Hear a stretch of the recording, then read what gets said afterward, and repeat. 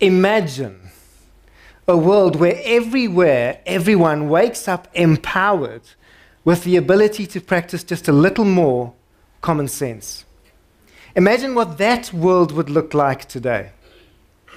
Imagine what your world would look like if you wake up armed with the ability to practice just a little more common sense.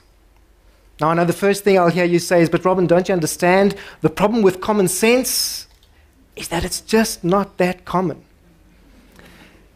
I believe that we've hacked, with a little bit of simple social science, the code for common sense. If you're a little like me, then every day starts with toothpaste and toilet paper. Imagine with me, as you rush out the door, that sensation of a mouthful of freshly brushed teeth and the energy you get.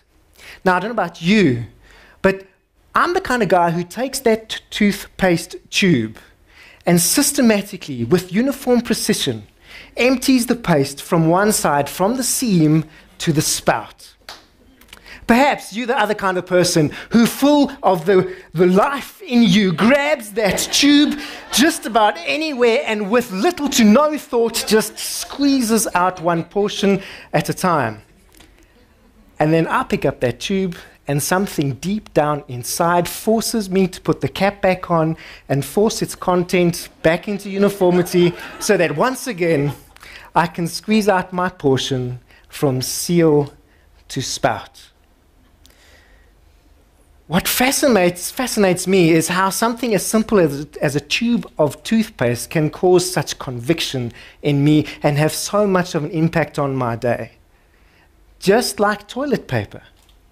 Another seemingly harmless but contested debate is when you're putting that roll of toilet in its dispenser on the wall, do you place it so that the paper rolls over or under the roll?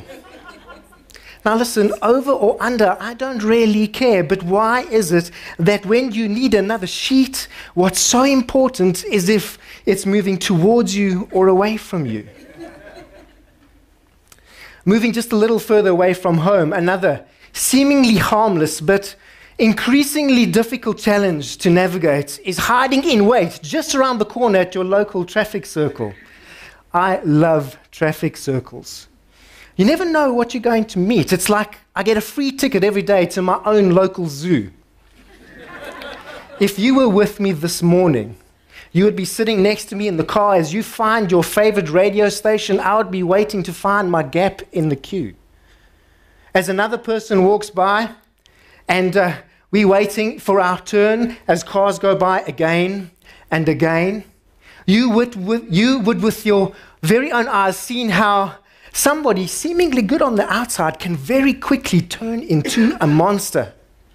As they take their turn somewhere from deep down inside, something overtakes them and they get that 1,000-yard stare as if to say, if I don't see you there, you don't exist. I love traffic circles as much as I love what I do. And the work that I do takes me from the beautiful foothills of Kilimanjaro right down to the beauty of the Table Mountain, even sometimes to the dusty streets of a city in South Sudan. No matter where I found myself, hardly a day goes by before I encounter yet another traffic circle. Like even in my suburb, in the city I call home. Traffic circles are interesting. It's so much you can learn about a people and a city when trapped in a circle just for a few moments. Okay, maybe not just a few moments. Why is it that something so simple as a traffic circle can cause so strong a conviction about what should or should not happen, about what you could or could not do? Why is it that something so simple as an action that someone else takes brings about so strong an emotion, so strong that it even overtakes some of us, and it leads us into crisis? I believe that crisis is because we have a poor sex drive. Say that slowly with me. Strong emotional conviction about something. I believe it's because of our strong emotional convictions about our stuff that we stumble into crisis. Let me see how strong you are. Just raise your arms. Let me see your guns. And with me, say out aloud, strong. 1, 2, 3. Strong. Thank you. The next one is with your hand on your chest. Beat out with me and say out aloud the word emotion. 1, 2, 3. Emotion. And licking your index finger, touch your temple and say out loud with me, conviction. 1, 2, 3, conviction. You see, it's our strong emotional convictions about our stuff that stumbles us into crisis. It's our strong emotional convictions about our stuff and what we hold to be true that stumbles into a difference between me and you. I think that it's our strong emotional convictions about stuff, and just inside that is the code for what we call common sense. The definition that I personally feel that describes common sense the best is the one that says that it is the obviousness of that stuff just in front of you that you're looking at. It's the ability to see something for what it is, to make sense, to find meaning, and take understanding from it. But then what is common? You see, common is when in a unique situation, in a specific incident, I have an experience that is unique to me. But in that moment, you share that experience. And we have a common, unique experience together. And in that unique, common experience, something else is unlocked. I believe this connect. And when we have something of connect, it paves the way for relationship. Remember the first time you met that Facebook friend in person? It's like you walk into a room full of strangers, and the moment you realize that there's something that you share, a unique experience, even though it is virtual and it does not exist, it paves the way for connect. And with that connect, you relate. And with the ability to relate, there is meaning and understanding.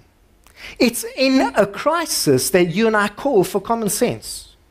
I think it's because in that crisis, we're calling for a little more connect. It's in that crisis, we're calling out for a little relationship. We're hoping that when you behave the way that you do that in a way that is similar to me. Because that means that you and I, we share a sense of meaning and understanding. And if we can understand how we make sense and find meaning, we can share relationship.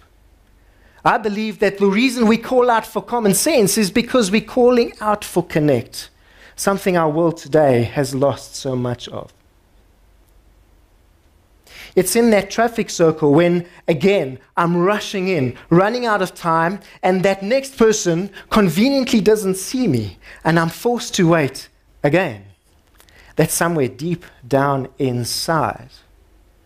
The voice is calling out to me and saying, duh, stupid. If you were in the car with me this morning, you would have heard me trying to justify my animal-like behavior in my roundabout zoo by saying, but they should know better. It's common sense, right? If you were with me this morning as I grabbed my paste of tube, and you would have seen my frustration as I grab that sticky outside edge, trying to make sense, and something deep down inside me would say out aloud as I mutter, duh, stupid. It's our strong emotional conviction about our stuff that causes us to stumble. It's our strong emotional convictions about our stuff that causes us to disconnect. We in a society who are just unique individuals longing out to understand one another, to make sense and relate. We have, closer than we think, the ability to connect. Next time you find yourself facing that traffic circle and you find that voice from somewhere deep down inside, let it remind you that it's saying something like, hello. Next time you grab that tube of paste and it's not quite how you expect, and there's something deep down inside, a voice that's wanting to say something, let it remind you, let it say, hello.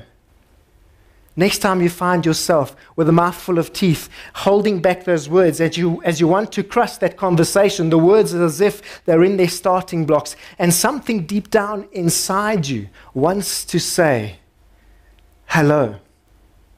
Next time, when something deep down inside you is reminding that your strong emotional convictions need to say something. Let it remind you that you too can choose not to be stupid, duh, but rather, hello. You too can choose to practice just a little more common sense. Thank you.